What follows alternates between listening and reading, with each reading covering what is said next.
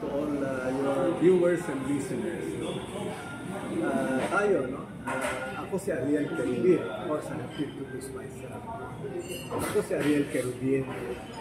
Noong 2010, tumakbo tayo noon na senador. Pero I was in jail.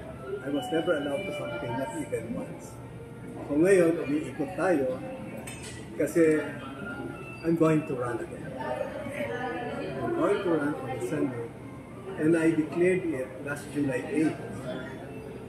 Bakit kamo July 8? This was the time when there was an event sa Club Pilipino kung saan there were around 2,000 signatures of retired AFP, PNP, and Coast Guard commandants. Mga retired senior officers ito.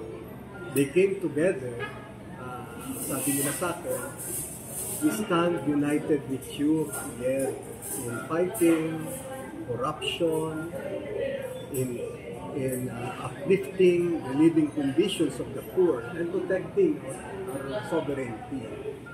So sabi ko nga, bakit naman ako napili ninyo? And you know, all these senior officers, they have served our country under different administration, under different presidents, no? With integrity. They have shown their love for our country. Probably the reason why they came together, no? Sabi nga nila, this is unity beyond politics, kasi some of those who signed are governors, mayors, no? Congressmen, aside from yung mga retired na chiefs of staff. So they come from different political persuasion. They have served different administration. Nakakatuwa kasi sino ba naman yung Ariel Querubin not to step up and accept the challenge. So yan yung pinanggagalingan natin ngayon na I'm going around reintroducing myself.